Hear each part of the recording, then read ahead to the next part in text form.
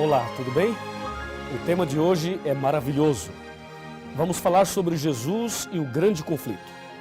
Aqui em João 14, verso 6, está escrito: Respondeu-lhe Jesus, eu sou o caminho, a verdade e a vida, e ninguém vem ao Pai senão por mim.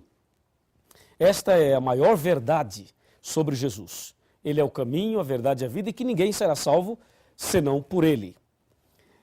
A questão é a seguinte: lá em Daniel 8, verso 12, diz que Satanás jogaria a verdade por terra. E para fazer isso, Satanás usaria a igreja romana e as suas filhas. E assim, Satanás pisaria na verdade. Jesus é a verdade. Eu pergunto, será que Satanás pode jogar Jesus por terra? Claro que não, absolutamente não. Então, como ele trabalharia para pisar na verdade sobre Jesus? De acordo com a Bíblia, Jesus é o nosso único mediador, está aqui em 1 Timóteo 2, verso 5, há um só Deus e um só mediador entre Deus e os homens, Cristo Jesus, homem.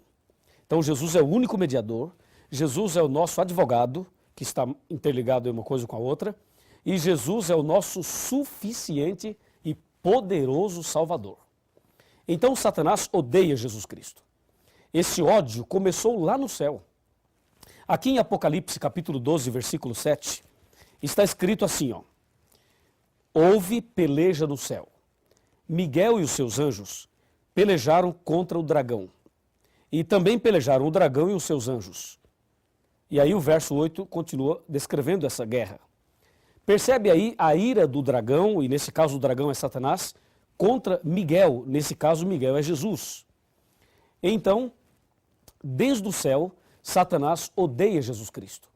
E por isso ele começou uma terrível perseguição a Jesus. O resultado é que Satanás foi expulso do céu. E aqui na terra, Satanás continuou esta perseguição a Jesus. Quando Maria ficou grávida e Jesus então estava para nascer aqui nessa terra, para nos salvar do pecado, Satanás fez de tudo para conturbar o nascimento de Jesus.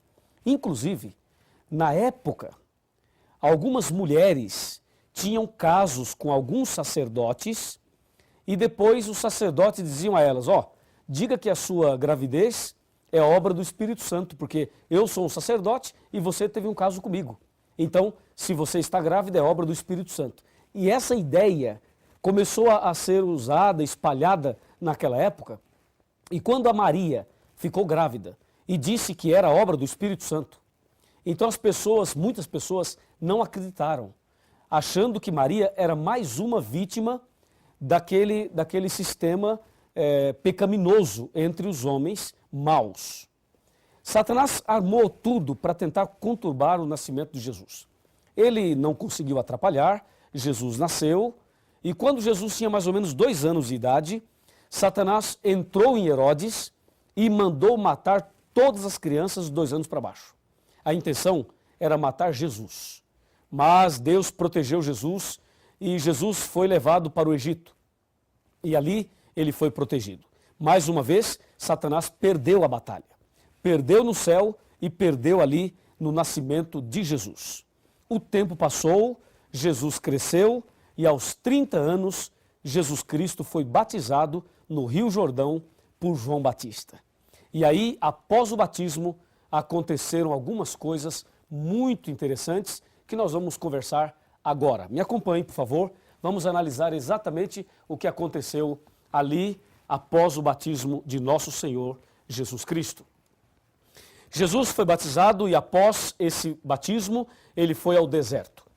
E diz a Bíblia em São Mateus capítulo 4, que ele foi levado pelo Espírito ao deserto. E lá no deserto ele ficou em jejum 40 dias e 40 noites, depois teve fome. E aí apareceu o tentador e disse, se tu és filho de Deus, transforma as pedras em pães. E aí Jesus respondeu dizendo, está escrito, nem só de pão viverá o homem, mas de toda palavra que sai da boca de Deus. E aí vem a segunda tentação, lança-te daqui abaixo, e aí vem a terceira tentação, e a terceira é que eu gostaria de destacar com você. Por favor, me acompanhe aqui em São Mateus capítulo 4. São Mateus capítulo 4, versículo 8, aqui está a terceira tentação. Versículo 8. Então levou ainda o diabo ao monte muito alto, mostrou-lhe todos os reinos do mundo e a glória deles. E lhe disse, tudo isso te darei, se prostrado me adorares. Olha que absurdo. Satanás pediu a Jesus que o adorasse e disse, eu te dou todos os reinos do mundo e a glória deles. E aí diz o versículo 11, ou melhor, o versículo 10, Mateus 4, verso 10. Então Jesus lhe ordenou, retira-te, Satanás, porque está escrito, ao Senhor teu Deus adorarás e só a Ele darás culto. Que maravilha! Jesus foi firme ali. E você pode perceber que Satanás sempre tentando levar Jesus a cometer algum pecado, algum deslize, e sempre tentando atrapalhar o plano da salvação. A ira de Satanás contra Jesus começou lá no céu, depois veio para a terra, e como você pode perceber aqui, em cada fase da vida de Jesus, ali está Satanás tentando atrapalhar.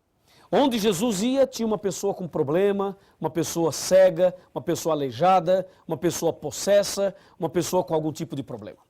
Ou seja, Satanás colocava o problema ali e Jesus chegava e tirava o problema. Jesus colocava a mão e curava as pessoas. Jesus chegava e os demônios iam embora. Jesus libertava aquela pessoa. E assim, toda a vida de Cristo foi uma vida também envolvida no grande conflito. De um lado, Satanás perturbando, atrapalhando. Do outro lado, Jesus amando, curando, libertando, salvando as pessoas. Até que o tempo foi passando. E chegou o momento em que Jesus deveria ir a Jerusalém. E ali Jesus deveria ser entregue, deveria ser preso e deveria ser morto. E aí aconteceu um fato muito curioso que nós vamos ver na Bíblia. Mas antes de ver, quero lhe fazer uma pergunta. Na sua opinião, Satanás queria que Jesus morresse? Sim ou não? Na sua opinião, você acha que o diabo gostaria que Jesus morresse? Vamos pensar. Se Jesus morresse, o que o diabo ganharia com isso? Aparentemente nada.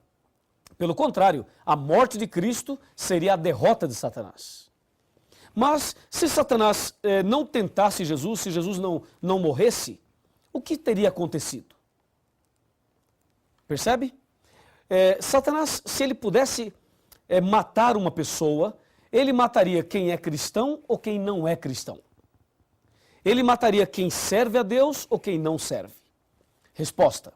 Se o diabo pudesse matar e ele matasse um cristão, o que o diabo ganharia com a morte de um cristão? Não ganharia nada, porque o cristão morreria salvo e a morte do cristão ainda poderia salvar outras pessoas. É ou não é? Agora, se o diabo matar uma pessoa que não é cristã, além da pessoa morrer perdida, então Satanás ali conseguiu tirar uma vida. Logo, se ele pudesse matar, ele mataria uma pessoa não cristã. Agora, e no caso de Jesus? Satanás queria que Jesus morresse ou não? Resposta. Houve um tempo em que Satanás desejou a morte de Cristo. Mas houve um tempo em que ele não desejou a morte de Cristo. Houve um tempo em que ele queria que Jesus pecasse. Pecasse. A ideia era essa. Por isso que aqui em Mateus 4, ele tenta Jesus para Jesus pecar. E à medida que Jesus não cai, veja então o que aconteceu. Mateus capítulo 16. Abra sua Bíblia e veja o que diz São Mateus 16. São Mateus 16, nós vamos ler aqui a partir do versículo 21. Está escrito: Desde esse tempo começou Jesus Cristo a mostrar a seus discípulos que lhe era necessário seguir para Jerusalém, sofrer muitas coisas dos anciãos e dos principais sacerdotes e dos escribas, ser morto e ressuscitado no terceiro dia. Verso 22. Pedro, atenção, hein? Atenção. Pedro, chamando-o à parte, começou a reprová-lo, dizendo: Tem compaixão de ti, Senhor, isso de modo algum te acontecerá.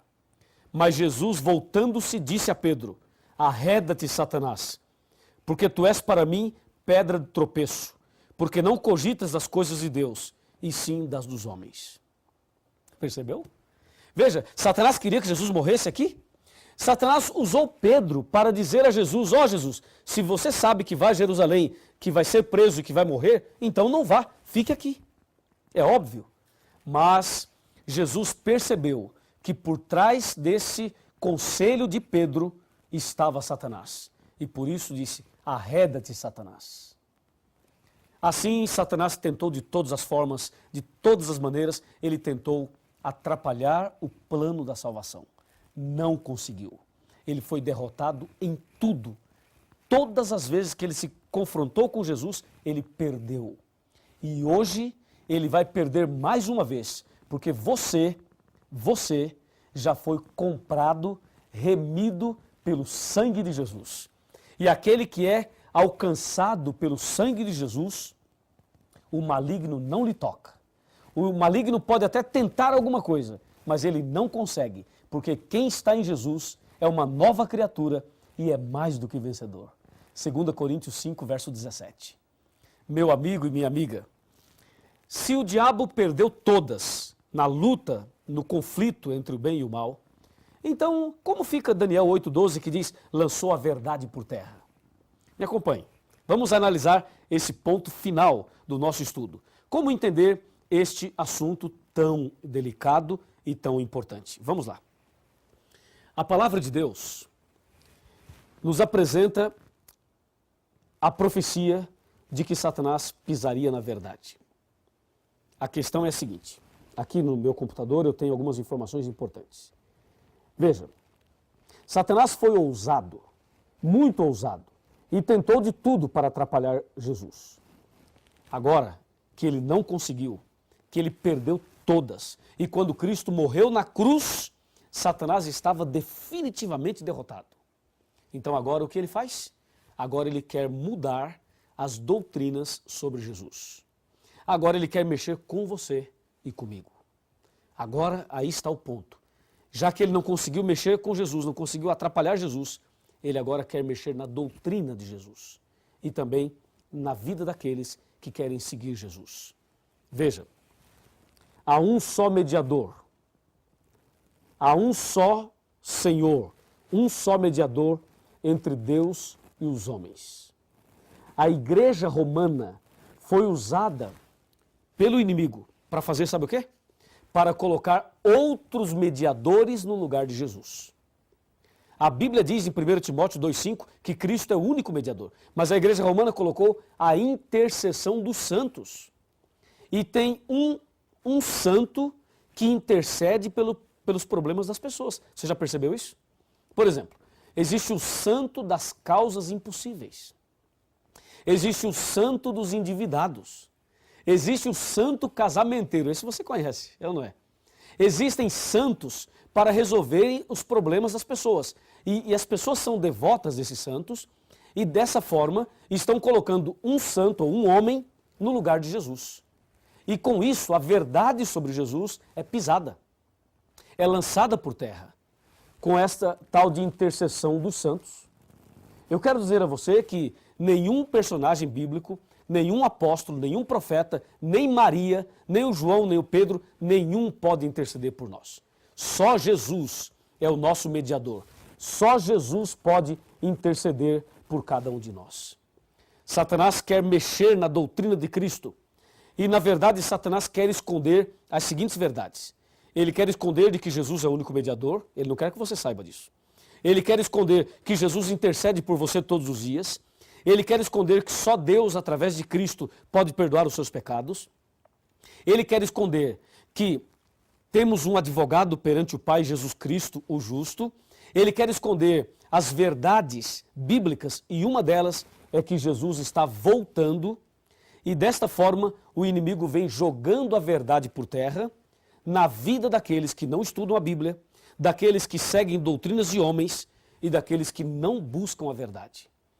Assim, a doutrina sobre Cristo, infelizmente, tem sido pisada. E a última, Satanás está espalhando por aí uma ideia de que Jesus não é Deus e de que Jesus teve uma natureza caída e pecaminosa. As mensagens torcidas têm criado forças por aí. Mas tome cuidado, porque as doutrinas de homens estão sendo colocadas por Satanás para pisar nessa verdade. Mas a verdade é que Jesus venceu todos os conflitos entre o bem e o mal. E quando morreu na cruz, nos garantiu a vitória. E quero dizer mais a você. Se você estudar a Bíblia como deve estudar, e seguir a verdade de Jesus como deve seguir, ter Jesus no coração, se você abrir o coração para Jesus, se você seguir os passos do Senhor Jesus, se você fizer hoje uma entrega total da sua vida a Jesus, eu tenho certeza absoluta que a verdade de Deus será restaurada na sua vida. E mais, eu tenho certeza absoluta que Deus fará o maior milagre no seu coração. Lembre-se, em Jesus somos vencedores. E o sangue de Jesus tem poder para expulsar Satanás da vida de quem quer que seja. E se o diabo está perturbando a sua família, se o diabo está perturbando a sua casa, se há uma obra maligna na sua vida, se você está preso em algum vício, se você está preso em alguma artimanha do inimigo, nesse momento, Deus vai te libertar das garras de Satanás. Creia, há poder no sangue de Jesus. E se você crê assim, então abra o coração para que a verdade seja restaurada na sua vida. Vamos orar? Grandioso Deus, Pai Todo-Poderoso, muito obrigado, porque Jesus venceu e nós também somos vencedores em Jesus Cristo. Eu entrego nas tuas mãos esta pessoa que está orando comigo nesse instante e que o teu poder se manifeste na vida dele e na vida dela. Em nome de Jesus.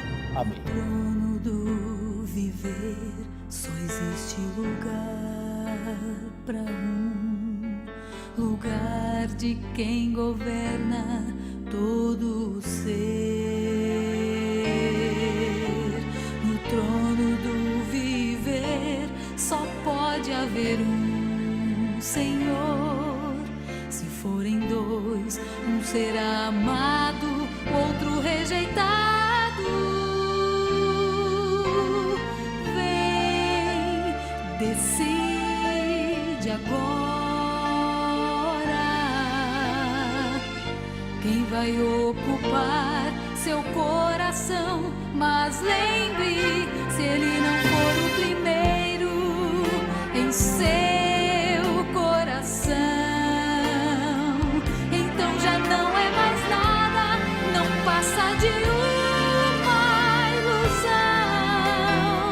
Mas se ele for o primeiro, o seu companheiro, motivo do seu existir, você vai viver, você vai sorrir, você vai vencer.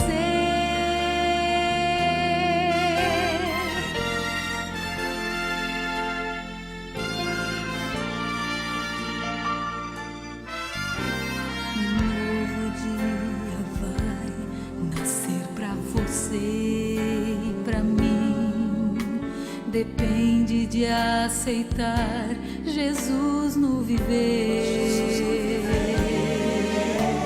É hora de beber da fonte da vida. Você verá, em Jesus existe plena alegria. Vem, decide agora quem vai ocupar seu coração. Mas lembre, se ele não for o primeiro em seu coração, então já não é mais nada, não passa de uma ilusão. Mas se ele for o primeiro, o seu companheiro, motivo do seu existir, você vai viver, você vai sorrir, você vai vencer. Não há batalha perdida com Cristo. Ele mesmo triunfou lá na cruz. Com sangue já provou que nos ama. Se o coração não for dele,